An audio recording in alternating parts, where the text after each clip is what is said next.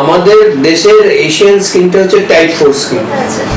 আমার খুব বাজে অভিজ্ঞতা আছে, এই ধরনের আশেপাশে অলিতে গলিতে অনেক কিছু হয়েছে।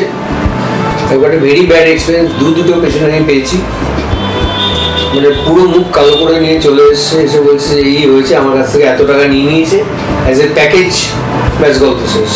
কালো বলতে কি প্যাচেস পড়েছে না? পুরো পুরো পুরো ফেস কালো করে দিয়েছে। সে কি ট্রিটমেন্ট হয়েছে সেটা আমি জানি, কিন্তু এখানে তো বলার সেই জায়গা নেই। যাই হোক, তো অনেকে কেস করেছে, অনেকে কেস করেনি, এসব হয়েছে আর কি। যাই হোক, তো এইগুলো না করাই উচিত। হচ্ছে যে মিক্স ক্রিম, একসাথে 5টা জিনিসকে মিশিয়ে একটা ক্রিম, একসাথে 4টে জিনিসকে মিশিয়ে একটা ক্রিম। নামটা আমি করবো না, কারণ এটা চ্যানেল যেহেতু। তো এটা হচ্ছে সবচেয়ে বাজে জিনিস, বিশেষ করে মুখের কালো দাগ তোলার জন্য।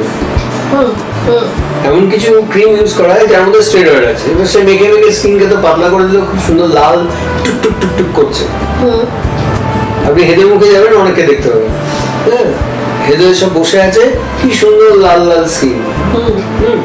কিন্তু সে যে কি অবস্থা তার সেই জানে, সে পরে বোঝে। এর এফেক্টটা কি হতে পারে? মানে এত স্টেরয়েড এফেক্টটা মানে অ্যাট্রফি অফ স্কিন হবে, স্কিনটা পাতলা হবে, ভেসেলস লাল হচ্ছে কেন, কারণ ওই ভেসেলস গুলো উপরে চলে আসছে। আচ্ছা, সে যেদিন উইথড্র করবে তারপর থেকে আরো বেশি কালো হয়ে যাবে।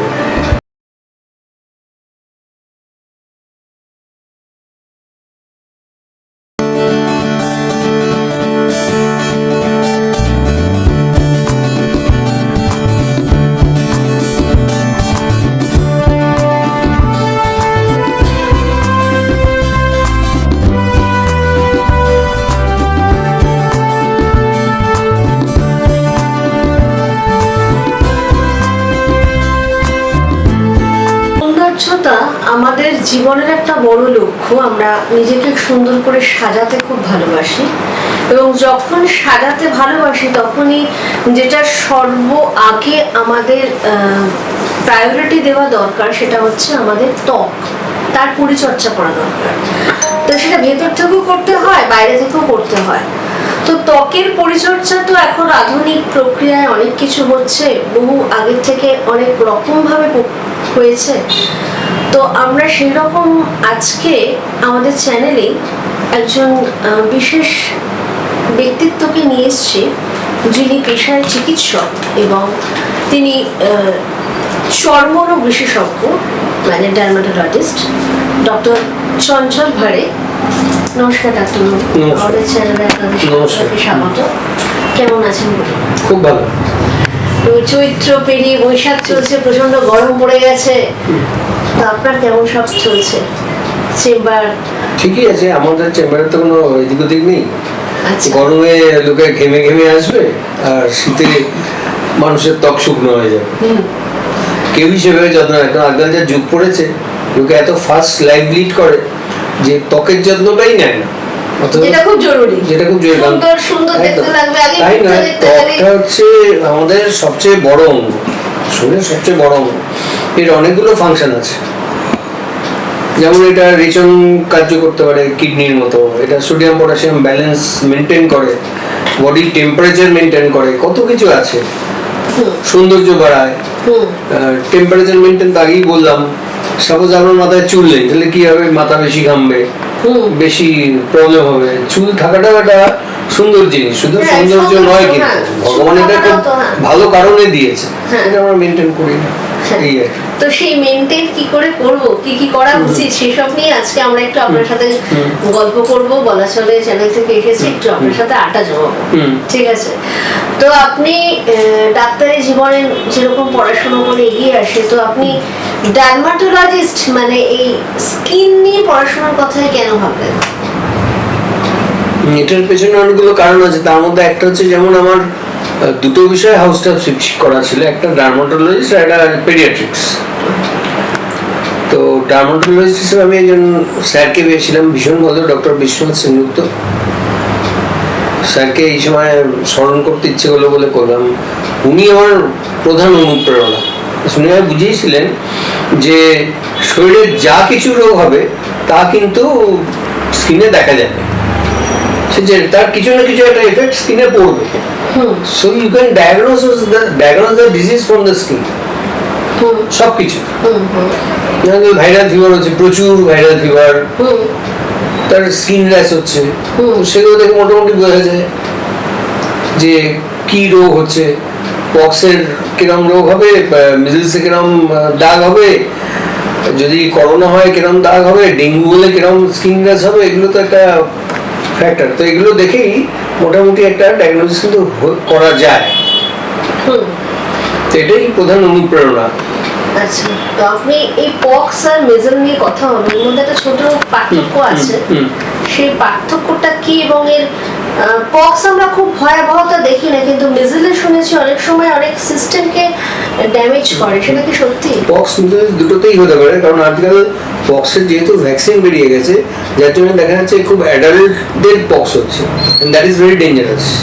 কারণ পক্স শুধু যে স্কিনকে এফেক্ট করছে তা কিন্তু নয়, মিজেলসও এটা কিন্তু ফুল বডির ইনফেকশন, মানে ভেতরে গ্যাস্ট্রোইন্টেস্টাইনাল ট্র্যাক্ট বা অন্যান্য ট্র্যাক্টগুলো এফেক্টেড হচ্ছে, একটা সিস্টেমিক ডিজিজ হচ্ছে, পুরো শরীরের সিস্টেমটাই নষ্ট করে দিচ্ছে। পক্সে প্রচুর পেশেন্ট আমি মরেও যেতে দেখেছি, আমাদের পাড়াতেই দেখেছি অ্যাডাল্ট পক্স মারা গেছে, তখন আমি ডার্মাটোলজিস্ট হইনি। তো এইসব হয়, এখনো হচ্ছে। দেখবেন পক্স বাচ্চাদের এখন আর অতটা হয় না, যা হচ্ছে বড়দের হচ্ছে, এবং অনেকেই ভর্তি করে দিতে হচ্ছে, কারণ সেটা খুব সিভিয়ার আকার ধারণ করছে, মাল্টি সিস্টেম ডিসঅর্ডার হয়ে যাচ্ছে, বডির প্রত্যেকটা সিস্টেমকে ডিসঅর্ডার করে দিচ্ছে, কারণ ও তো পুরো বডিকেই এফেক্ট করছে। তো সামান্য কোনো জ্বর হলে বা কোনো একটা ছোট ছোট ফুসকুড়ি টাইপের বেরোলে তখনই কি ডাক্তারের কাছে চলে আসা উচিত? একদম, যে ওটা কি হচ্ছে এবং ওটা কোনো ভাইরাল এক্সান্থামাটাস ডিজিজ কিনা। হাজার রকমের ভাইরাস আছে যার থেকে এরকম কিন্তু ডিজিজ হতে পারে, সে করোনাই হোক আর ডেঙ্গু হোক বা আরো অনেক হাজারো ভাইরাল ডিজিজ আছে, যাদের থেকে একটা এক্সান্থামাটাস ডিজিজ হতেই পারে, যেটা থেকে মোটামুটি অনেক সময় ডায়াগনোসিস হয়ে যায়। যেমন পক্স হলে ফার্স্ট ডে র্যাশ হবে, মিজলস হলে থার্ড ডে র্যাশ হবে, থার্ড ডে অফ ফিভারে র্যাশ হবে, এগুলো ধরে কিছুটা এগোনো যায়, ডায়াগনোসিস হয়ে যায় ইজিলি। আমাদের দেশের ক্লাইমেট ইউজুয়ালি একটু গরম, মানে গরমের প্রভাব, তো এখানে আপনি ত্বকের পরিচর্যা ছোট থেকে কিভাবে বলবেন যাতে ছোট ছোট কিছু জিনিসকে এড়িয়ে চলা যেতে পারে? দেখুন, এনভায়রনমেন্টকে তো এড়ানো যায় না, যেটা করা যায় সেটা হচ্ছে এই সঠিক পরিচর্যা। কি কি করা যায়? যেমন আমাদের ত্বকের পিএইচ ভ্যালু হচ্ছে অ্যাসিডিক 5.5 আমরা বলি। আমাদের দেশে যে সাবানগুলো আমরা ইউজ করি তার হয় 7 নয়তো তার উপরে, মানে অ্যালকালাইন সোপ। তো সেগুলো কি করবে, সেই অ্যালকালাইন সোপটা যখন আমরা ইউজ করবো, বডি ওয়াশ বা সোপ, তাহলে কি হবে, বডিটা ড্রাই হবে। তো বডিটা ড্রাই হবে, তার ফলে তার কম্প্রোমাইজ স্কিন হবে, স্কিনটা কম্প্রোমাইজ হয়ে যাবে। তো সেখানে ফাঙ্গাস ইনফেকশন, ব্যাকটেরিয়াল ইনফেকশন বা অন্য টাইপের ছত্রাক, এইগুলো হওয়াটা খুব ইজি। প্লাস সুতরাং সেটা আমাদের খেয়াল রাখতে হবে যে আমরা কী ধরনের সাবান ইউজ করছি। নাম্বার 1, রেগুলার সাবান মেখে স্নান করতে হবে। শীতকাল হলে একটা ময়শ্চারাইজার মাখতে হবে। আমরা যেমন আমরা গভর্নমেন্ট হসপিটালে, কেন আমি এমনি আমার পেশেন্টদের প্রাইভেট প্র্যাকটিসেও বলি, নারকেল তেল, এটা খুব বড় জিনিস, একটা নারকেল তেল ইউজ করা। স্কিনে নারকেল তেল, স্কিনে নারকেল তেল মাথায় না, হ্যাঁ, যে নারকেল তেলটা শীতে জমে যায়, এমন নারকেল তেল যেটা শীতে জমে যায়, সেটা হচ্ছে অরিজিনাল নারকেল তেল, যার মধ্যে কোনো গন্ধ বা কোনো কিছু মেশানো থাকবে না।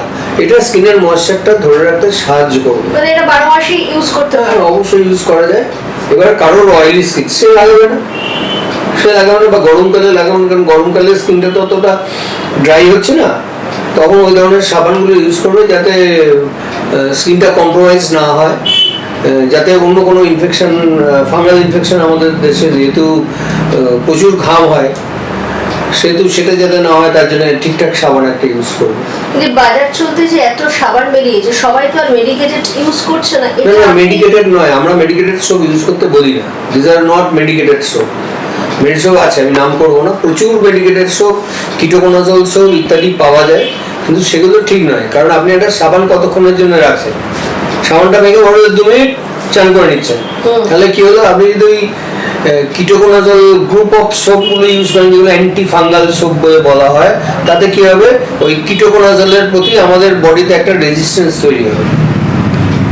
এটা তো 24 ঘন্টা দিতে আমি 2 মিনিট কি করবো, আমি তো উল্টো কাজ করে দিলাম, আমি ওই ফাঙ্গাসটাকে রেজিস্ট্যান্স করে দিলাম, যার জন্য আজকাল ফাঙ্গাল রেজিস্ট্যান্সের সংখ্যা খুব বেড়ে গেছে, খুব। তাহলে ওই সাবানটা দেখতে হবে যার পিএইচ ভ্যালুটা 5.5 বা তার কাছাকাছি, মানে অ্যাসিডিক সোপ হবে, তবে স্কিনটা ইন্টিগ্রেটেড থাকবে, কম্প্রোমাইজ স্কিন হবে না, সেখানে কোনো ফাঙ্গাল ইনফেকশন বা ব্যাকটেরিয়াল ইনফেকশন বা এগুলো হবে না। হয়ে গেলে তো একটা টিচার, সেটা তো পরের ব্যাপার, কিন্তু যাতে না হয় তার তো একটা ব্যবস্থা আমাদের করে দিতে হবে, এটাই ব্যাপার। আরেকটা কথা হচ্ছে আমাদের ওই বরাবরই ছিল পিম্পল, যেটাকে ব্রণ বলা হয়, বা তার থেকে একটা পিগমেন্টেশন তৈরি হচ্ছে, মুখে হচ্ছে, অনেক সময় হাতে হয়, অনেক সময় পিঠে হয়। এইটা হওয়া, এটা কি সবটাই স্কিনের থেকে হচ্ছে না কোনো ইন্টারনাল কোনো প্রবলেম থেকে আসছে? অ্যাকচুয়ালি তো অ্যাকনি ভালগারিসটা কখন হয়, আমাদের অ্যাডাল্ট স্টেজে হয়, যে সময় আমাদের অ্যান্ড্রোজেনেটিক হরমোন বা টেস্টোস্টেরন লেভেলটা বাড়তে শুরু করে। বাড়লে কি হয়, আমাদের গায়েতে বিশেষ করে সাওয়ার এরিয়া অফ দ্য বডিতে প্রচুর সিবিসিয়াস গ্ল্যান্ড বা সেবাম সিক্রেটিং গ্ল্যান্ড আছে, যেটা অয়েল সিক্রেশন করে। তাহলে অয়েল সিক্রেশন করতে গিয়ে কি করে, এত বেশি অয়েল বেরোতে শুরু করে যে ওই সিবিসিয়াস গ্ল্যান্ডের মুখগুলো, ছোট ছোট মুখ আছে, তো ব্লক হয়ে যায় একটা কালো রঙের পদার্থ দিয়ে, যেটাকে আমরা কেরাটিন বলি, যেগুলোকে ওই ব্ল্যাক স্পট মুখে বলা হয়, অনেকে বলে, হ্যাঁ, কেউ কেউ আবার ওপেন পোর, ক্লোজ পোর, এগুলো যাই হোক। তো সেইগুলো গিয়ে ভেতরে সেবামটা জমে যায়, ওটা আর বেরোতে পারে না। ওইটা এক ধরনের ব্যাকটেরিয়ার খুব সুখাদ্য, তো সে গিয়ে ওখানে খেতে শুরু করে, এইটা করতে গিয়ে ব্রণটা শুরু হয়। এটা তো একটা বয়স আছে, মানে বয়স আছে, ধরুন মোটামুটি আমাদের দেশে ছেলে মেয়েদের মোটামুটি 11-12 বছর বয়স থেকে শুরু হয়ে যায় এই ব্যাপারটা, যেহেতু ওই সময়টা হরমোনটা বাড়তে শুরু করে। অনেকে সেটাকে বুঝতে পারে না, সেটাকে পাত্তা দেয় না, বা ভাবে যে ওদের কোনো অ্যালার্জি আছে, তো এমনি কমে যাবে।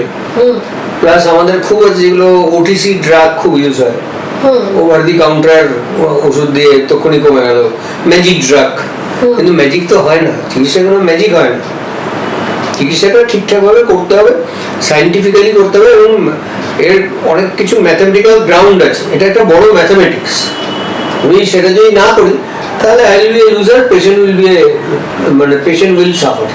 অ্যাকনে যেটা বলছে, অ্যাকনের আর পিম্পলের ব্যাপারটা একই, অ্যাকনি ভালগারিস পিম্পলস একই ব্যাপার, পিম্পলসটা একটু ছোট দেখতে হয়, অ্যাকনিটা একটু, তো অনেক সময় দেখা যাচ্ছে অনেক এজ পর্যন্ত অনেকের হয়েছে। হ্যাঁ, ইউজুয়ালি আমাদের দেশে, আমাদের তো গ্রীষ্ম প্রধান কান্ট্রি, এবং এখানে ঘাম বেশি হয়, যার জন্য দেখবেন খুব গরমে খুব তেল হয়ে যায়, বিশেষ করে যেখানটায় আমাদের অয়েল গ্ল্যান্ডগুলো আছে, যেটা বললাম shower area of the body, মানে মুখের কিছুটা অঞ্চল, বিশেষ করে টি জোনটা, upper part of back and front, এই জায়গাটায় সিবিসিয়াস গ্ল্যান্ডটা খুব বেশি আছে, যার জন্য ব্রণ হতে পারে, সিবিসিয়াস সিস্ট হতে পারে, অনেকেরই হয়, প্রচুর হয়, কারোর একটা দুটো হয়, কারোর কম হয়। মানে সেটা মুখে বোঝা যাবে কি করে যেটা সিবিসিএস সিস্ট হয়েছে আর এটা ওটার মুখটা একটা কালো স্পট, সুন্দর একটা কালো স্পট থাকে, বারবার ইনফেকশন হবে চলে যাবে। কেউ ওটাকে কাটিয়ে দিতে পারে যদি বারবার ইনফেকশন হয়, আর যদি ইনফেকশন না হয় তাহলে থাকবে, কি আছে, কোনো অসুবিধা নেই। তো এই এর কোনো প্রতিকার আছে যে আমি একটা হরমোনাল চেঞ্জে একটা অ্যাকনে আসবে, একটা বয়সে আসবে, কিন্তু এমন খাওয়া দাওয়া বা আমাদের ত্বক পরিচর্যা, সেটা বলে দিই যে অ্যাকচুয়ালি খাওয়ার সাথে খুব একটা কোনো রিলেশন নেই। রিলেশন যেটা আছে সেটা হচ্ছে তেল লাগানো যাবে না। যদি এরকম হয়, তেলের মাথায় আমরা বলি তেল না দিতে, সেরকম তেলার স্কিনে তেল দেওয়া যাবে না। তেল দিলে এটা বেশি হবে, কারণ মুখগুলো ব্লক হবে, ব্লক হলে ব্রণ হবে, কারণ ব্যাকটেরিয়াটা ভেতরে গিয়ে জমতে শুরু করবে, জমলে কি হলে ওটা সিবিসিয়াস গ্ল্যান্ডটা আরো মোটা হয়ে ফুলে যাবে, তখনই বলা হয় অ্যাকনি, ওটা অ্যাকনি হচ্ছে, মুখটা ফুলে যায়। তারপর আরো বেশি পেকে গেলে ওখানে পুঁজ হবে, ওটাকে বলা হয় পাস্টুলস, বা নুডলস হতে পারে, খুব বেশি ফুলে গেল, খুব একটা যত্ন নেয়নি, তাদের ক্ষেত্রে। এবার আপনি হরমোনটাকে তো কাটতে পারছেন না, আপনি তো হরমোনটাকে কমিয়ে দিলে তো তার তো অন্য জিনিস, অন্য প্রবলেম হবে, তাহলে লোকালি ওটাকে ম্যানেজ করতে হবে। যেমন আমরা বলি, আমরা কিছু স্যালিসিলিক অ্যাসিড ফেস ওয়াশ দিই, কারণ স্যালিসিলিক অ্যাসিডটা হচ্ছে ফ্যাট সলিবল, তো ওটা ভেতরে গিয়ে ওই কেরাটিনটাকে নরম করে দেয়, বা সিবিসিয়াস গ্ল্যান্ডের সিক্রেশনটাকে একটু কমাতে সাহায্য করে, এই ধরনের জিনিস দেওয়া হয়। আজকাল স্যালিসিলিক এমনি ক্রিম বা লোশনও পাওয়া যাচ্ছে বা অন্যান্য জিনিস পাওয়া যায়, বিভিন্ন বেঞ্জয়েল পারঅক্সাইড বা এই ধরনের আরো অনেক কিছু ওষুধ পাওয়া যায় যেগুলো দিয়ে ইনফেকশনটাকে কন্ট্রোল করা যায় এবং সিবিসাস গ্ল্যান্ডের সিক্রেশনটাকে কমিয়ে দেওয়া যায়। তার জন্য কিছু ট্যাবলেটও পাওয়া যায়, ট্যাবলেট বা ক্যাপসুল পাওয়া যায়, সেগুলো করা যায়। কিছু অ্যান্টিবায়োটিক দেওয়া হয় যাতে ভেতরে যে ব্যাকটেরিয়াগুলো আছে সেগুলো মরে যায়, খুব ইজিলি দেওয়া যায়। একটু লং টার্ম ডিজিজ, আবার যখন কমে গেল তখন আপনি ওষুধটাকে কমিয়ে দিলেন। বলতে কিরকম লংটা? ধরুন গরমকালে হচ্ছে, এবার গরমকালটা আমাদের ওকে কন্টিনিউ করাতে হবে অন্তত 2-3 মাস তো এখানে বটেই। তারপর শীত যত ঠান্ডা পড়বে, যত সেগুলো মেনটেন করবে, কমে গেলে তখন ওষুধের ডোজটা কমিয়ে চেঞ্জ করে দিলেই হবে। খাওয়া দাওয়ার আপনি কি সাজেশন দেবেন? এখন তো ফাস্ট ফুডের তো বিশাল চল, পিৎজা, বার্গার, বিরিয়ানি। ফাস্ট ফুডের সঙ্গে অ্যাকনি ভালগারিটিসের কোনো সম্পর্ক নেই, বাকিটা ট্যাব, এটা কুসংস্কার। হ্যাঁ, এবার তার যদি সহ্য না হয় সে খাবে না। অত্যধিক অয়েলি ফুড বা মশলাদার খাবার খেতে বারণ করে? না, ওগুলো কোনো ব্যাপার না, সেগুলো অন্য কোনো কারণে বারণ করা হয়। যেমন তার লিভার বেড়ে যেতে পারে, তার লিভারে ফ্যাট জমতে পারে। খাবারের সঙ্গে অ্যাকনির কোনো সম্পর্ক নেই, অ্যাকনির সম্পর্ক নেই, অন্য অসুখের সম্পর্ক হতে, চুল পড়ার সঙ্গে, নেলের সাথে, এগুলোর সাথে সম্পর্ক হতে পারে, কিন্তু এটার সাথে নেই। তার ডায়রিয়া হতে পারে, অন্য কিছু হতে পারে, পেটে ইনফেকশন হতে পারে, এগুলো হতে পারে। এবার কথাটা হচ্ছে, সাপোজ কারোর বারবার পেটে অসুখ হচ্ছে, তাহলে কি হবে? তার ভিটামিন ডেফিসিয়েন্সি হবে, মিনারেল ডেফিসিয়েন্সি হবে, তার চুল পড়বে বেশি, এগুলো হতে পারে। কিন্তু অ্যাকনির সাথে খাবারের সেইভাবে কোনো সম্পর্ক নেই। আচ্ছা, আর এই যে চুল পড়ার কথা বলছেন, চুল তো যে কোনো বয়সে পড়তে পারে, তার তো মানে যে কোনো বয়সে পড়তে পারে মোটামুটি। এবার চুল পড়ার কারণগুলো আপনি কি? প্রচুর কারণ আছে চুল পড়ার, প্রচুর কারণ। বিশেষ করে আজকাল যেটা হয়েছে যে আমি রোগা হব, এই করতে গিয়ে ডায়েটারি ডেফিসিয়েন্সি হচ্ছে এবং প্রচুর লোকের ভিটামিন ডি, সেরাম ফেরিটিন এগুলো দেখা যাচ্ছে কমে যাচ্ছে, ভিটামিন বি12 কমে যাচ্ছে, জিঙ্ক লেভেল কমে যাচ্ছে, এতে কিন্তু চুলটা বেশি পড়ছে। Plus anxiety, very big cause. কোনো সাপোজ কারোর ডেঙ্গু হলো, ডেঙ্গু হওয়ার 3 মাস পর থেকে চুল পড়তে শুরু করলো, কারোর প্রেগনেন্সি হলো, প্রেগনেন্সি হওয়ার 2-3 মাস পর থেকে চুল পড়তে শুরু করলো, এগুলো একটা কজ। আবার যেমন ধরুন মেল টাইপ অ্যালোপেশিয়া বা অ্যান্ড্রোজেনেটিক অ্যালোপেশিয়া, ইউজুয়ালি পুরুষদের হয়, মহিলাদের যে একদম হয় না তা নয়, সেটা ওই হরমোনের জন্য হচ্ছে, ওই অ্যান্ড্রোজেনেটিক হরমোনের জন্য বা ওইটার জন্য চুলটা পড়ে, এগুলো হতে পারে। আর ডায়েটারি ডেফিসিয়েন্সি তো বললাম। এবার কেউ খুব তেল মাখছে, তার মাথায় ড্যান্ড্রাফ হতে শুরু করলো, ফাঙ্গাস হতে শুরু করলো, চুল পড়বে। উকুন ইজ এ বিগ কজ আমাদের স্কুলের বাচ্চাদের, এবং তাতে বাড়ির লোকেরও শুরু হয়ে যায়। তবে এখন চুলের এত পরিচর্যা চলছে, আধুনিক পরিচর্যা নিয়ে আপনি কি বলবেন? এই যে যখন টাক পড়ে যাচ্ছে, মানে সামনে টাক হচ্ছে বা পেছনে টাক হচ্ছে, অনেক আধুনিক থেরাপি বেরিয়েছে, যে থেরাপি করে চুল আবার গজানো হচ্ছে। তার মধ্যে অর্ধেক কিন্তু হু রেকমেন্ড করে না। আচ্ছা, অর্ধেক হু রেকমেন্ড করে না। যেগুলো হু রেকমেন্ড করে তার মধ্যে আছে কিছু ওষুধ আছে, সেগুলো করা হয়। আমরা নামগুলোই বলছি, যেমন পিআরপি, একটা প্রসিডিওর আগে খুব চলতো, এখন আর ওইভাবে চলছে না, কারণ it is not recommended by হু। আচ্ছা, ঠিক আছে।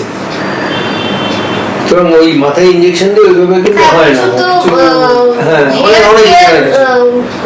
স্কিন কেয়ারও বেরিয়েছে, শুনলাম হেয়ার বোটক্স হচ্ছে নাকি, যাই হোক, আই ডোন্ট নো, আমি জানি না এটা কি করে, কারণ বোটক্স আমরা জানি রিঙ্কেলস রিমুভালের জন্য করা হয়, ওগুলো আমরা করি, কিন্তু হেয়ারে বোটক্স করে কি হয় আমি জানি না। তবে স্কিনের ক্ষেত্রে লেজার ট্রিটমেন্ট বা পিলিং ট্রিটমেন্ট বা হাইপার পিগমেন্টেশনের জন্য যেটা করা হচ্ছে, বা বয়স হয়ে যাচ্ছে যে স্কিনের ভাঁজটাকে পড়ে যাচ্ছে, সেটা কি করে? এই যে আধুনিক পদ্ধতি, প্রচুর স্কিন কেয়ার বা হেয়ার কেয়ার আমরা ইউনিট দেখতে পাই, এটার যুক্তিকতা কতটা, আর এটা আপনি কি বলতে চাইছেন? এগুলো আমরা প্রথমেই বলবো যে তার ফেস ওয়াশ বা সাবান, সে যেটাই ইউজ করুক স্কিনে, সেটা প্রথম জিনিস দেখতে হবে তার পিএইচ ভ্যালুটা। আজকাল দেখবেন যত মেডিকেটেড ব্র্যান্ড আছে সবাই পিএইচ ভ্যালু লেখা আছে।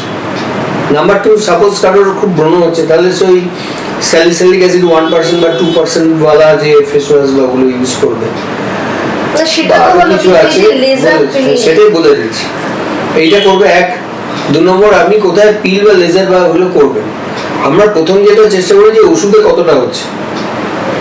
সাপোজ তার মেলাজমা, কালো দাগ আছে, এবার ওষুধ দিয়ে যাচ্ছে না বা সেভাবে হচ্ছে না, যদি পিগমেন্টেশনটা তিন রকম হতে পারে, সুপারফিশিয়াল, ডিপ আর মিক্সড। সুপারফিশিয়াল আছে, ডিপেও আছে। এবার সুপারফিশিয়ালটা তোলা খুব ইজি, কিন্তু ডিপটা আপনি কি করে তুলবেন? তাহলে আপনাকে অন্য কিছু করতে হবে, পিলিং করে, গ্লাইকোলিক অ্যাসিড পিল করে, বা যাই হোক, এটা তো কেমিক্যাল পিলিং, এক ধরনের কেমিক্যাল দিয়ে মুখটাকে রেখে তারপর ওটাকে ওয়াশ করে দেয়। আর কি হয়, পিল অফ হয়। পিল অফটা এমন হবে যে হ্যাঁ এক্সফোলিয়েশন হয়, চামড়াটা একটু উঠে গেলে ওপরের স্কিনের পিগমেন্টেশনটা চলে যায়। কিন্তু ডিপার লেয়ার তো যাবে না, ডিপার লেয়ার তো ভেতরে বসে যাবে। ওকে তুলতে গেলে তো বেজাল সেলটাকে নষ্ট করে আমি ওখানে আলসার করে দেবো।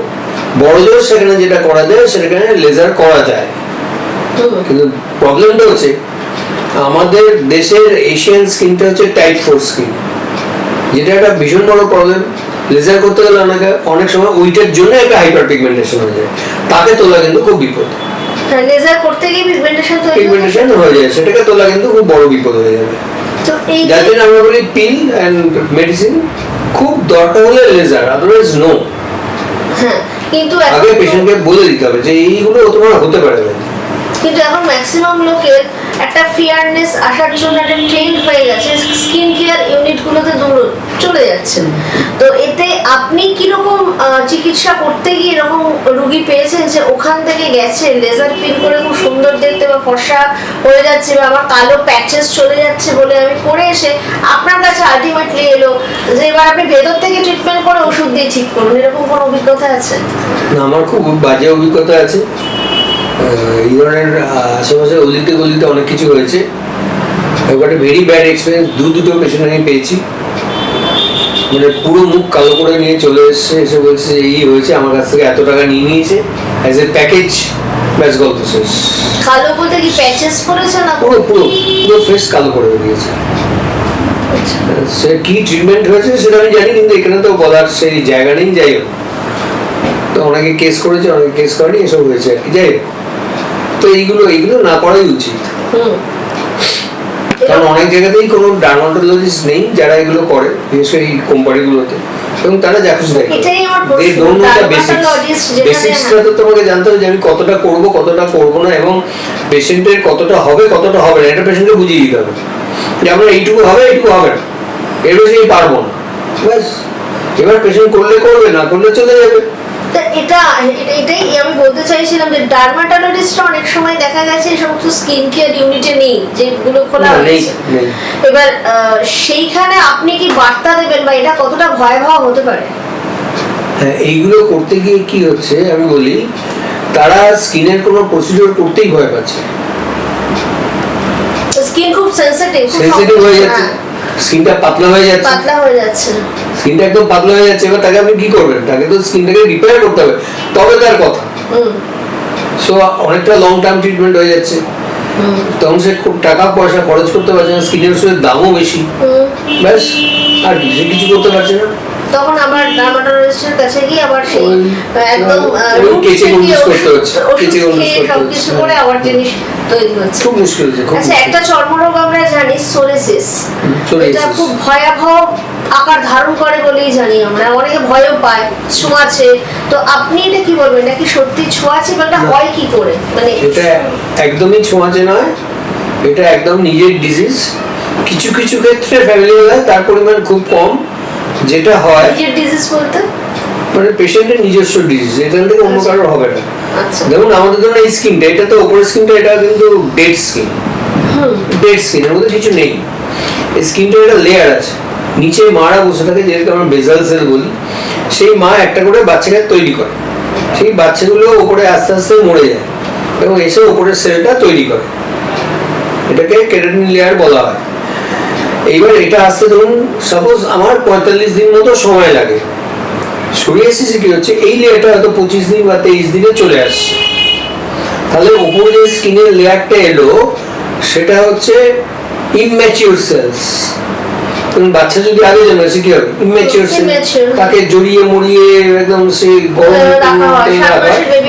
সেরকম হয়ে যাচ্ছে। এবার তার সেটা কতটা কি হবে এটা বলা মুশকিল। কারো স্ক্যাল্প হয়, কারো নোক ইনভলভ হয়, কারোর হাত পা ইনভলভ হয়, কারোর ফুল বডি ইনভলভ হয়, ফুল বডিও ইনভলভ হয়। কিন্তু এটা কিউরেবল না, নট কিউরেবল, কিন্তু এটাকে কন্ট্রোলে রাখা যায়, অ্যাবসলিউটলি কন্ট্রোলে রাখা যায়। এবং তার নতুন নতুন প্রচুর ওষুধও এসছে, যেটাকে আমরা বায়োলজিস্ট বলি বা ইত্যাদি, যাই হোক এসছে। এটা ইনফেকশাস নয়? না, অ্যাবসলিউটলি ইনফেকশাস নয়। আচ্ছা, এবার সেটা যদি কেউ ম্যাল ট্রিটমেন্ট বা অন্য কিছু করে থাকে সেটা পরে দেবে।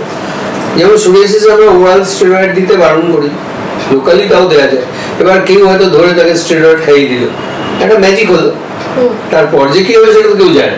এই স্টেরয়েডের কথাই এলো যে অনেক সময় অনেক ক্রিম দেওয়া হয়, মানে ডার্মাটোলজিস্টের ক্ষেত্রেও হয়েছে বা স্কিন কেয়ার থেকে হয়েছে, এমন কিছু ক্রিম দেওয়া হয়েছে তাতে স্টেরয়েড আছে, হয়তো সাময়িক সে একটা অ্যাকশন পাচ্ছে, মানে র্যাপিডলি জিনিসটা রিমুভ করছে, কিন্তু এই স্টেরয়েডের এফেক্টটা স্কিনে কতটা ভয়াবহ হবে?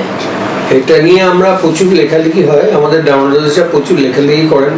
আমরাও বলি আজকাল যেগুলো হয়েছে যে মিক্স ক্রিম, একসাথে 5টা জিনিসকে মিশিয়ে একটা ক্রিম, একসাথে 4টে জিনিসকে মিশিয়ে একটা ক্রিম, নামটা আমি করবো না কারণ এটা চ্যানেল যেহেতু। তো এটা হচ্ছে সবচেয়ে বাজে জিনিস, বিশেষ করে মুখের কালো দাগ তোলার জন্য।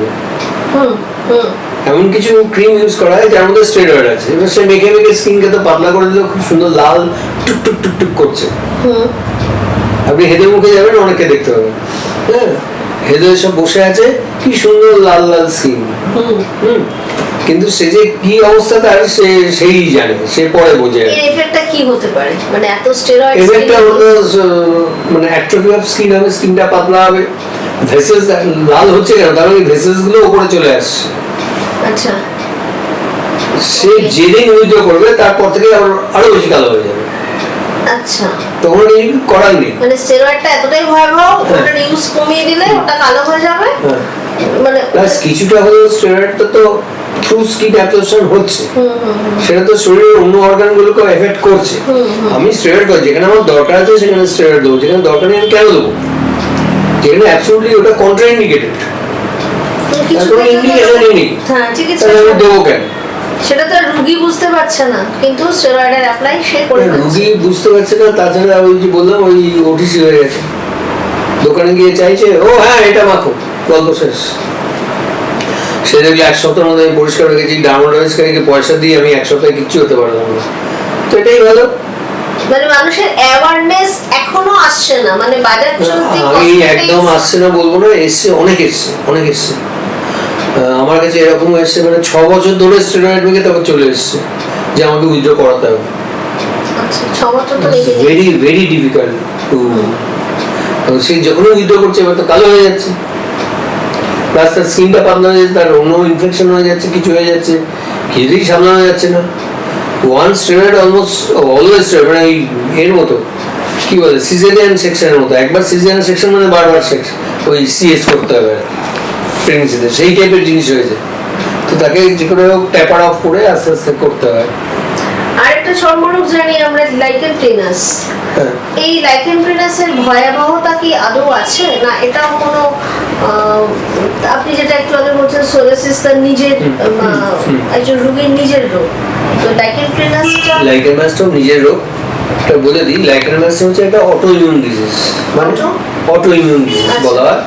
আজকাল তো বেশিরভাগই অটো ইমিউন ডিজিজ, যেমন থাইরয়েড, সেতি, জয়েন্ট পেন, অনেকগুলো জয়েন্ট পেনের ডিজিজ আছে যেগুলো বেশিরভাগই হচ্ছে অটো ইমিউন ডিজিজ, মানে নিজের ইমিউন সিস্টেম নিজের বডি সেলের এগেনস্টে কাজ করে দিচ্ছে। সে বুঝতে পারছে না যে এটা আমার শত্রু না মিত্র, মানে রোগী বুঝতে পারছে না, বডির ইমিউন সিস্টেম বুঝতে পারছে, ইমিউন সিস্টেম ঠিকই আছে কিন্তু তার সুইচে গোলমাল হয়েছে। আমরা কি হয় ইউজুয়ালি সুইচগুলো নিচের দিকে নামালে চলে, ওপর দিকে নামালে টিপলে কি হয় বন্ধ হয়ে যায়, এটা উল্টো হয়ে গেল। নিচের দিকে যেই টিপলেন ও বন্ধ হচ্ছে, ওপর দিকে টিপলে জ্বলছে। এটা হচ্ছে অটো ইমিউন ডিজিজ, মানে নিজের ইমিউন সিস্টেম নিজের বডির এগেইনস্টে কাজ করছে, তখনই লাইকেন প্রিনাসের সৃষ্টি হয়। সে নিজের স্কিনের সেলগুলোকে নিজের শত্রু ভাবছে, ভেবে ওই সব জায়গায় এফেক্ট পড়ছে, ইচিং হচ্ছে খুব, সে চাইছে ওটাকে উইপ আউট করে দিতে। যেমন আমাদের নাকে ধুলো ঢুকলে কি হয়, হাঁচি হয়, মানে আমাদের ইমিউন সিস্টেম চাইছে ওটা বেরিয়ে যায়। আমরা যার জন্য এখন বলি কাশি না কমাতে, কাশি কি করে গলায় যেটা নোংরা গেছে সেটাকে বের করে দিই, এর জন্য কাশির সিরাপ অলমোস্ট ব্যান্ড, মানে বেশিরভাগ কাশির সিরাপ ব্যান্ড হয়ে গেছে যাতে কাশিটা সাপ্রেস না হয়। কাশি ইজ এ গুড থিং, কারণ সব পেশেন্টের নিউমোনিয়া হয়ে যেত, তো সেই রকম এটাও তাই। ও তো চাইছে ওটাকে বের করে দিতে, যার জন্য ও ওই কীর্তি করে বেড়াচ্ছে। সেই হচ্ছে লাইকেন প্লাস। এবার কেউ চুলকে সেটাকে ঘা করে দিল, তখন একটা সেকেন্ডারি ব্যাকটেরিয়াল ইনফেকশন হয়ে গেল, সেইটা হয়।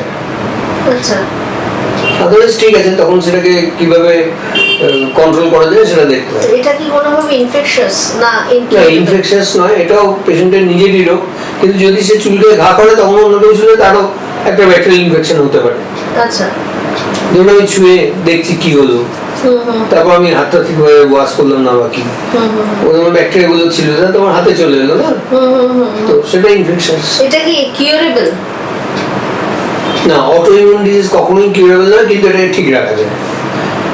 তাতে কি কি করা যায়? এক নম্বর হচ্ছে আমি যেটা আমার পেশেন্টদের বলি, ইমিউনিটিকে ঠিক করার জন্য একটা হচ্ছে তার লাইফস্টাইলটা ঠিক করা। মানে আপনি বলতে চাইছেন এটাও একটা লাইফস্টাইল ডিজিজ? একদম, লাইফস্টাইলটাকে ঠিক করা যাতে ইমিউনিটিটা ঠিক থাকে। এবার দুভাবে করা যায়। একটা ওষুধ হচ্ছে কি, আমি যদি তাকে স্টেরয়েড ওরালি দিই, তার মানে কি চাপকে ঠিক করছি যে তুই ঠিক কর, মানে ইমিউনিটিকে সাপ্রেস করে দেবে।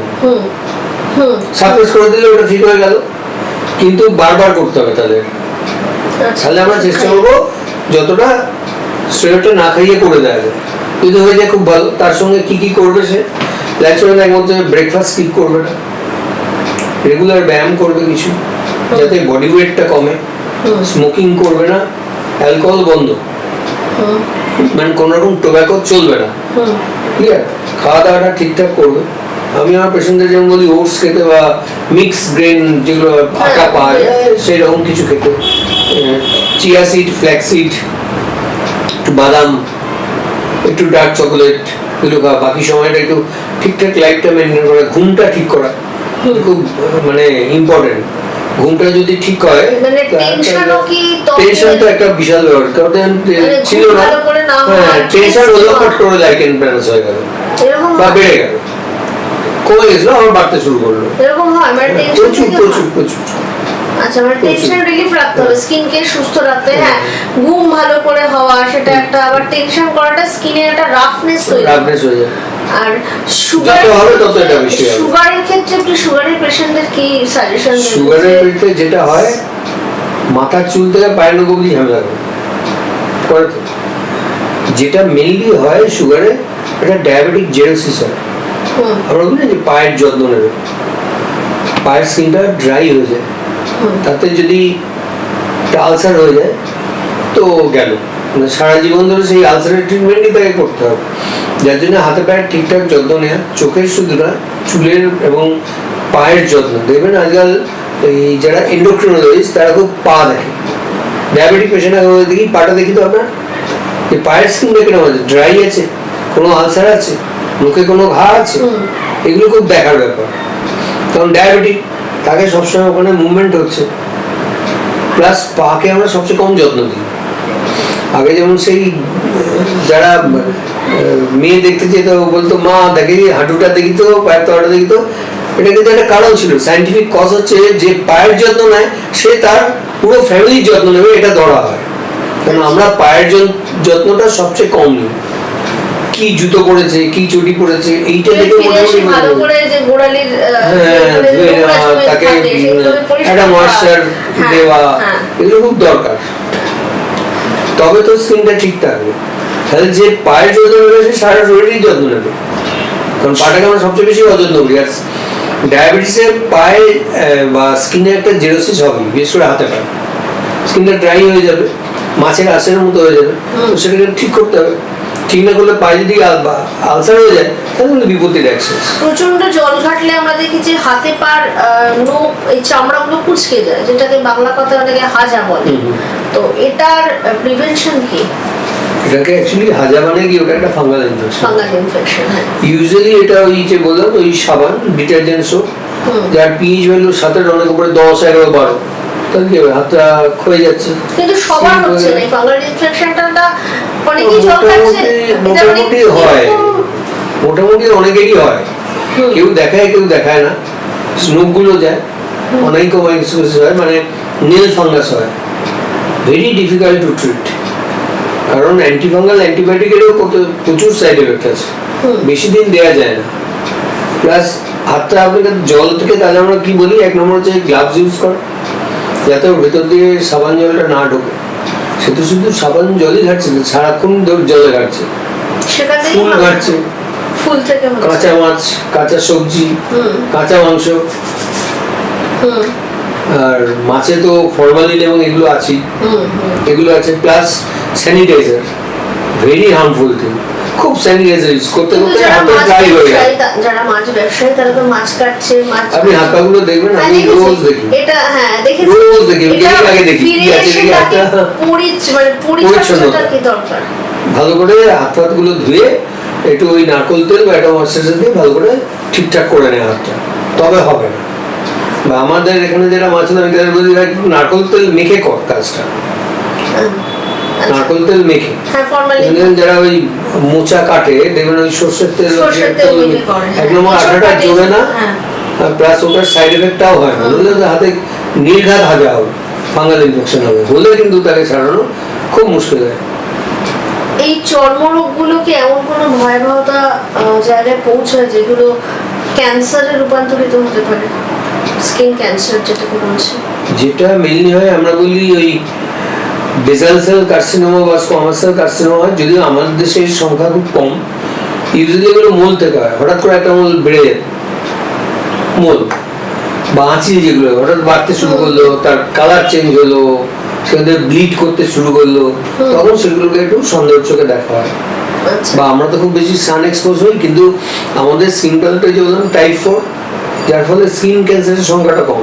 ইউজুয়ালি এটা টাইপ 2 স্কিন হয়, ইউরোপিয়ান স্কিন ফিনে এই স্কিন ক্যান্সারের সংখ্যা প্রচুর প্রচুর। ভালো করে দেখবেন প্রচুর এখানে ফ্রেকলস রয়েছে, প্রচুর পিগমেন্টেশন, গলার দিক থেকে প্রচুর আঁচিল দেখা যায়, প্রচুর আঁচিল দেখা যায়। এই আঁচিলটা কেন, মানে এটা কিসের থেকে হয়? ইউজুয়ালি ওটা একটা যদি তার মোটা হয়, 2 নম্বর হচ্ছে এটা ভাইরাল ইনফেকশন, ভাইরাল ওয়ার্ডস বলা হয়, সেটাও একটা অনেক অ্যাডভার্টাইজে, অনেক রিলস আমরা এখন দেখছি, সেখানে দেখছি এখানে একটা চিমটি দিয়ে তুলে আঁচিলকে ফেলে দেওয়া হচ্ছে, মানে এইভাবে কি সত্যি তারা নষ্ট ব্যক্তি? আমি জানি না।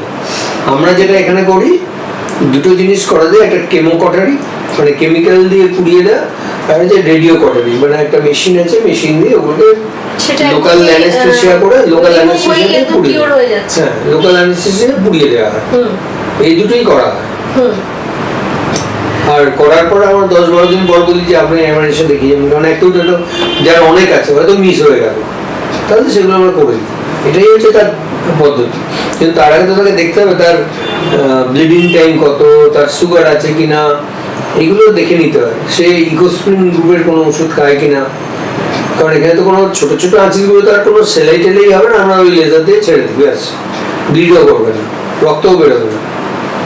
এবার যদি বড় হয় তখন সেখানে অন্য কিছু করা হয়।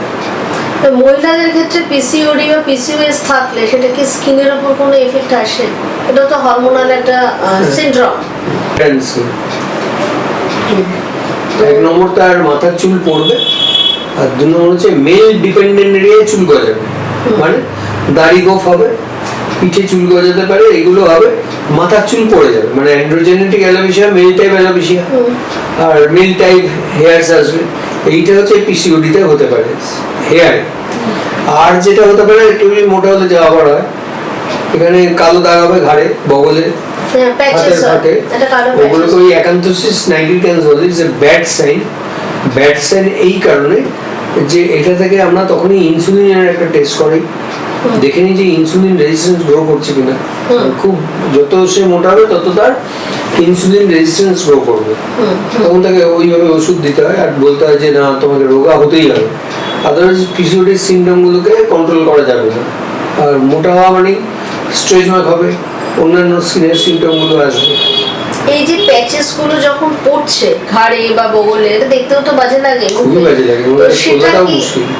তোলাটা মুশকিল, সেটাই জিজ্ঞেস করছি যে আপনাদের এই, আপনি যে চর্মরোগ বিশেষজ্ঞ বা ডার্মাটোলজিস্ট, এখানে কি কোনো লোশন বা আবার ঠিক ট্যাবলেট দিয়ে, মানে এটাকে নির্মূল কি করে করা হচ্ছে? মূল জিনিস হচ্ছে রোগা হওয়া, তার সঙ্গে কিছু ক্রিম দেওয়া যায়, আর ওই যে বলছিলেন পিলিং করা যায়, পিল করা, যে এই জায়গাটা হচ্ছে এই জায়গাটায় পিল করে দিলাম।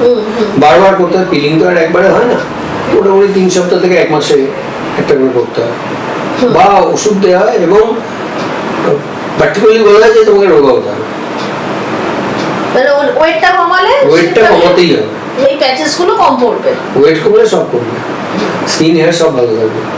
আরেও একটা কথা হচ্ছে আমাদের সানলাইটে আপনি স্কিনের কি প্রোটেকশন দিতে বলবেন? প্রথম জিনিস হচ্ছে সানলাইটের প্রোটেকশন বলতে একটা হচ্ছে যে একটা সানস্ক্রিন ইউজ করা। সানস্ক্রিন কথাটা যদিও ভুল, কথাটা হবে আল্ট্রাভায়োলেট রে স্ক্রিন। আজকাল এত বেশি কম্পিউটার ইউজ হচ্ছে যে রাত্রিরেও আমরা বলি যে একটা ওই স্ক্রিন লাগাতে, আল্ট্রাভায়োলেট রে স্ক্রিন। আমাদের দেশে মোটামুটি কলকাতাতে SPF 30 হলে হয়ে যায়, সি সাইডে গেলে হয়তো SPF 50 বা এটা দরকার। এবার ডিপেন্ড করবে আমি কোনটা ইউজ করাবো না সানস্ক্রিন। অয়েলি স্কিন হলে এমন কিছু সানস্ক্রিন দেবো যেটা অ্যাকোয়াস বেস, যাতে অন্য কিছু না হয়। আর বাজার চলতি সানস্ক্রিনগুলো ইউজুয়ালি 2-3 ঘন্টা অন্তর অন্তর একবার করে অ্যাপ্লাই করতে হয়। কিন্তু amount should be liberal, number 1। কিছু কিছু মেডিকেটেড সানস্ক্রিন এখন যেগুলো বেরিয়েছে, আমরা যেগুলো ইউজ করি, মোটামুটি 8 আওয়ার্স এফেক্ট অব্দি থাকে, মানে একবার লাগালে 8 ঘন্টা সে থেকে যাবে, যতক্ষণ না সে মুছে দেবে। বা জলে ডুবলেও যাচ্ছে না, 45 মিনিট অব্দি জলে ডুবলেও তার এফেক্টটা থেকে যাবে। এরকম কিছু আজকাল বেরিয়েছে। রিসেন্টলি ওরাল সানস্ক্রিন বেরিয়েছে, যেও মুখে একবার খেলেই নাটা চুকে যায়। আচ্ছা, তো তাতে কোনো অন্য এফেক্ট আসবে না, সাইড না, এফেক্ট? আপাতত নেই। আমি ইউজ করেছি, দেখেছি, ঠিক আছে, কিন্তু এফেক্টটা পেতে 3 সপ্তাহ মতো সময় লাগে। সেই সময়টা আপনাকে একটা কভার দিয়ে দিতে হবে। আচ্ছা, আর এটা মনে বলে দিতে হবে পেশেন্টকে যে আপনি ঘরের মধ্যে থাকবেন, তখন আপনাকে সানস্ক্রিন শুড বি ইউজড। সান রে থেকে বাঁচাটা কিন্তু আমাদের সানরে। লক্ষ্য এবং নয়। এটাও শুনেছি অনেক সময় যে হাই পাওয়ারে যারা এই যে শুটিং যারা করছে শিল্পীদের ক্ষেত্রে, যে সবই। বড় যে এগুলো ultraviolet screen। সেই আলোর ক্ষেত্রেও বলা হয় একদম। সানস্ক্রিন মেখে একদম, একদম। ওটাতে প্রোটেকশন নিয়ে বিয়ে বাড়ি বিয়ে বাড়ির বড় বড় যে লাইট গুলো, হ্যাঁ সেগুলো, হ্যাঁ, সেখানে তো সাজানোর সময় করাই হয়। একদম। প্লাস ওই কম্পিউটার বললাম, ভেরি হার্মফুল এফেক্ট হ্যাঁ, কম্পিউটারে। আমাদের দেশে আমি যাকেই গেছি কম্পিউটারের সামনে, কারণ এখন বহু পেশেন্ট আছে যারা একটা পিকুলিয়ার টাইপের পিগমেন্টেশন নিয়ে আসে। প্রফেশন কি না, আইটি প্রফেশন কিরকম না, হাতের এইটুকু এইটুকু আর মুখের এইটুকু তার পিগমেন্টেশন। কারণ তো ওই কম্পিউটারের সামনে এইভাবে তো বসে, তাই বসলে এইটুকু এইটুকু এক্সপোজ হয়ে গেছে, মানে কম্পিউটার রে থেকে আসছে। রে থেকে আসছে তো আল্ট্রাভায়োলেট রে, হ্যাঁ, বাস হয়ে গেল। খুব সাংঘাতিক ব্যাপার তো, মানে কম্পিউটারে কাজ করছে, হাতের ওইটুকু তাহলে সানস্ক্রিন মাখবে। মানে ইনসাইড মানে সানস্ক্রিন নয়, আমার বলছি এটার নাম হওয়া উচিত ছিল আল্ট্রাভায়োলেট স্ক্রিন, কিন্তু আমরা সানরেকে সানকে প্রোটেক্ট করছে বলে সানস্ক্রিন বলা হচ্ছে। তো খাওয়া দাওয়ার ক্ষেত্রে আপনি কি বলবেন, যারা রুগী হচ্ছে, মানে স্কিন নিয়ে আমরা যারা আছি সাধারণ মানুষের ক্ষেত্রে, সকাল থেকে রাত পর্যন্ত কি খুব টাইট ডায়েট করতে হবে, না সবকিছু খেয়েই চলতে হবে? সবকিছু খাওয়া যাবে, শুধু কয়েকটা জিনিস মেনটেন করতে হবে। যেমন বললাম, আমি আমার পেশেন্টদের বলি বাদাম খেতে, সেটা যে বাদামই হোক। আজকাল অবশ্য দেখলাম অনলাইনে সব, আমি নিজেও ইউজ করি, মিক্সড নাটস পাওয়া যায়। তার মধ্যে chia seed, flax seed, sunflower seed সব মেশানো আছে। এগুলোতে ওমেগা 3 ফ্যাটি অ্যাসিড থাকে, it's very good for every organ, তেমনি স্কিনের পক্ষেও ভালো। আর একটু লেবু খেতে বলি, ভিটামিন সি। মানে পাতিলেবু কি জলের মধ্যে দিয়ে না সকালে? এমনি খাবে, ওয়াই নট, তার দাঁত আছে, মুসুমি লেবু খাবে, কমলা লেবু খাবে, ওয়াই নট। আচ্ছা, তো সেগুলো তো প্রচুর, আমলকি প্রচুর ভিটামিন সি, কেন নয়? পিষে আমলকি পিষে যে রসটা হয়, এটা তো বায়োলজিক্যালি আপনাকে আল্ট্রাভায়োলেট রে থেকে প্রোটেকশন দিচ্ছে ভেতর থেকে, একদম শরীরের ভেতর থেকে। যে বললাম আপনাকে যে ওরাল সানস্ক্রিন, ওরাল ক্যাপসুল পাওয়া যাচ্ছে, এর মধ্যে কিন্তু এই রকমই আছে, ওই লেবু টাইপেরই কিছু জিনিস আছে যার মধ্যে ভিটামিন সি আছে, ওর সঙ্গে আরো কিছু ওরা দিয়েছে, আরো কিছু ইনগ্রেডিয়েন্টস আছে যেগুলো স্কিনটাকে রক্ষা করে from the ultraviolet rays exposure. এটাই ব্যাপার। আর নাটস তো আপনি খেতে বলছেন, একদম নাটস বা সামুদ্রিক মাছের তেল, তারপরে ক্যাপসুল না, বাজারে প্রচুর ওমেগা 3 ফ্যাটি অ্যাসিডের ক্যাপসুল পাওয়া যায়। ওগুলোর কোয়ালিটি কি আমরা জানি না, বেটার হচ্ছে তাহলে আমি ইলিশ মাছের তেল দেবো, সার্ডিন, পম্পেট প্লেন্টি পাওয়া যায়, কাঁচা হলুদ খাওয়াই যায়। একটা চল ছিল একটা সময়, ছোটবেলায় কাঁচা হলুদ আর সরষের তেল ফুটিয়ে বাচ্চাদের মাখানো হতো। আপনি কি এখন দাঁড়িয়ে সেটাই বলবেন? যেরকম আমি একদম বলবো খেলো অ্যাকচুয়ালি ওপর দিয়ে দিয়ে কিছু রোল নেই, নো রোল। হ্যাঁ, যেটা হতে পারে সর্ষের তেলটা আগে পিওর সর্ষের তেল কোথায় পাওয়া যায়, তখন তো আর পাওয়া যায় না। তো এটা কি করে, স্কিনের ময়েশ্চারটা মেনটেন করে। একই ব্যাপার, কি করে, তেলটা তো জলের উপর ভাসে, তাহলে জলের উপরে যদি আমি তেলটা দিই তাহলে মশাটাও ধরে রাখবে, ডেড সেল, এ তো ধরে রাখবে না, মুখে দিয়ে চলে গেল। তাহলে একটু হালকা হালকা ড্রাই এরকম একটা টাওয়েল দিয়ে মুছে একটু নারকেল দিয়ে দিলাম। নারকেল তেল is the one of the best moisturiser. শুধু তাই নয়, এটা one of the best anti ageing লোশনও বলা যায়। আচ্ছা, লিখি হয়তো অনেক কিছু, এখন অনেক কিছু বেরিয়ে গেছে, অ্যান্টি এজিং। হ্যাঁ, এই কথাটা খুব বেরিয়েছে, অ্যান্টি এজিং। হ্যাঁ, তো এগুলো ইউজ করা যায়, ওয়াই নট। আচ্ছা, তো আমরা আপনার সাথে আজকে আলোচনা করতে এসে চর্মরোগ নিয়ে অনেক কিছু জানতে পারলাম। আমি জানি ডক্টর চঞ্চল ভাড়ে একজন খুবই প্রথিতযশা ডক্টর, এবং উনি যখন কোনো রুগীকে কোনো ক্রিটিক্যাল সিচুয়েশনও ধরেছে। আচ্ছা, এরকম কোনো অভিজ্ঞতা আছে, এটাই জানা হয়নি, যে আপনার কাছে এমন কিছু রুগী এসছে যেটা চর্মরোগটা খুব ভয়াবহতায় পৌঁছে গেছে, ইনফেকশাস হতে পারে, বা সে নিজে ফ্রাস্ট্রেটেড হয়ে যাচ্ছে, কিছুতেই কমছে না, যে কোনো কিছু যেটা আপনি উদ্ধার করে নিয়েছেন, বা এমন কিছু হয়েছে যেটা আপনি প্রথমেই ধরে নিয়েছেন, এটা বাড়তেই পারেনি, মানে অন্য কারোর কাছে গেছে, কোনো ডাক্তার বলতে পারেনি, আপনি বলেছেন। আপনার এরকম বলি, স্কিন ডিজিজ তো ইউজুয়ালি ক্রনিক ডিজিজ, লোকে ফ্রাস্ট্রেটেড হয়ে যায়। আর ইউজুয়ালি আমাদের কাছে যেগুলো যেসব পেশেন্টরা আসে, তারা 10 জায়গায় ঘুরে তারপর আসে, এবং তারা অলরেডি অনেকদিন ধরে ভুগেই আছে এবং টোটালি ফ্রাস্ট্রেটেড, সারছে না, মেন্টালি ডাউন হয়ে যায়। তাকে মেন্টাল স্ট্রেন্থ দেওয়াটা, একটা পজিটিভ ভাইব দেওয়াটা কিন্তু আমাদের লক্ষ্য। এই নয় যে না সারবে না, না, আপনি পজিটিভ ভাইবটা দিতে পারেন, তবেই তার ইমিউনিটিটাও কিন্তু ঠিক হবে, তবে সে মেন্টালি স্টেবল হবে, তা না হলে পেশেন্ট গেল। স্কিনের সঙ্গে আপনি প্রথমেই বলেছেন হরমোনাল যে ব্যালেন্স ডিসব্যালেন্স গুলো থাকছে, এই যে টেনশন হলে, এই যে তাকে যদি বাজেভাবে মানে হিউমিলিয়েট করা হয়, হিউমিলিয়েট করলে তার টেনশন শুরু হবে, টেনশন থেকে হরমোন সিক্রিয়েশন হচ্ছে, তার থেকে আরো স্কিন ডিজিজ বাড়ছে। কিছু পেশেন্ট তো থাকবেই যারা, পেশেন্ট তো পেশেন্টই হয় না, যেমন আমি যদি পেশেন্ট হই, আমার অনেকদিন ধরে একটা রোগ রয়েছে, সারছে না, তো আমি তো মেন্টালি ক্ষেত্রে হোক বা হোক বা অর্থোপেডিক হোক, ডক্টরকে আমরা যেটা বলি, যেটা ভগবান পারে না ডাক্তার পারবে। আপনারাও সেভাবে সমাজের কাছে একটু মানে অনেকটাই দায়বদ্ধ, যে আমরা সমাজকে সেবা করতে এসেছি, সেইভাবেই আপনি বলছেন, মানে আপনারা করেন, সেইটা করা হয়। হ্যাঁ, ডাক্তারই তো বুঝিয়ে বলবে যে হিউম্যান ফেস, ওটা যদি না থাকে কেন। আমরা এতক্ষণ চঞ্চল ভাড়ের সাথে অনেক আলোচনা করলাম, আমাদের চর্মরোগ নিয়ে কিছু বার্তা উনি দিলেন। এখনকার যে স্কিন কেয়ার ইউনিট হয়েছে, বা হেয়ার রিমুভাল জন্য তার যে ইউনিট হয়েছে, বা সানস্ক্রিন লোশন যেগুলো ইউজ করা হচ্ছে, সবই আমাদের কাছে উনি বার্তা দিলেন কিভাবে ইউজ করা উচিত, কোনটা ঠিক কোনটা ভুল, আমরা অনেক কিছু জানতে পারলাম। তো ডাক্তারবাবু, লাস্টে প্রশ্ন করছি, আপনার ডাক্তারের বাইরে আর কি সব? ঘুরতে ভালোবাসেন, এটা আমি জানি, খুব ঘুরতে ভালোবাসি, ভীষণ। তো আর খেলতে ভালোবাসি। এরকম হয় কি, ঘুরতে গেছেন, কখনো ফ্লাইটে উঠেছেন, ট্রেনে উঠেছেন, আপনার শুনলেন আপনি ডার্মাটোলজিস্ট, সে বসে গেল আপনার পাশে কোনো ট্রিটমেন্টের আলোচনা করতে, এরকম? আমি একদম পরিচয় দিই না। আচ্ছা, রিসেন্টলি একটা অভিজ্ঞতা আমার হয়েছিল, আমি এতে গেছিলাম মাসাই মারা। তো ওদের তো স্বাভাবিক, ওই গরিব মাসাই উপজাতি যারা, তারা একদম গরিব আর কি, তারা জেনে ফেলেছিল আর কি। সো বেশ কিছু লোক আমার কাছে এসেছিল বিভিন্ন ধরনের ওই ইনফেকশন নিয়ে, ওটাও তো একটু হট অ্যান্ড হিউমিড ক্লাইমেটের মধ্যে পড়ে, তো ওই ফাঙ্গাল ইনফেকশন এগুলো হয় আর কি, এরকম হয়েছিল। কিন্তু আদারওয়াইজ আমি একদম পরিচয় দিই না, আমি ডাক্তার কথাটাই লিখি না।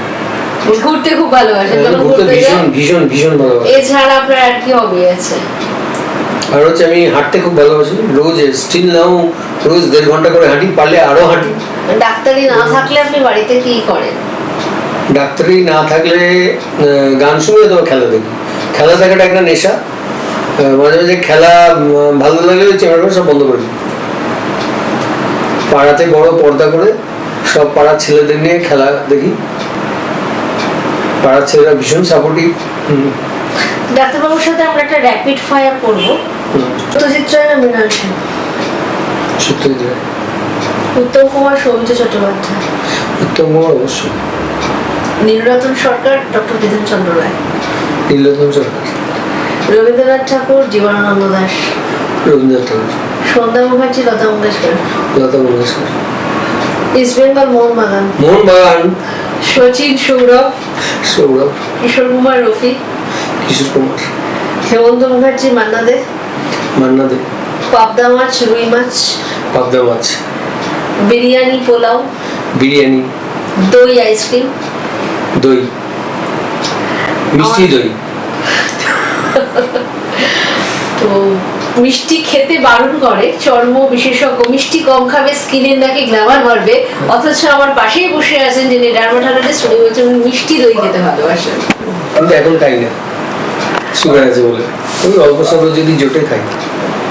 আবার এরকম একটা জমানো আড্ডা নিয়ে আসবো। আড্ডা মারতে মারতেই তো আমরা বাঙালিরা সব জানতে পারি।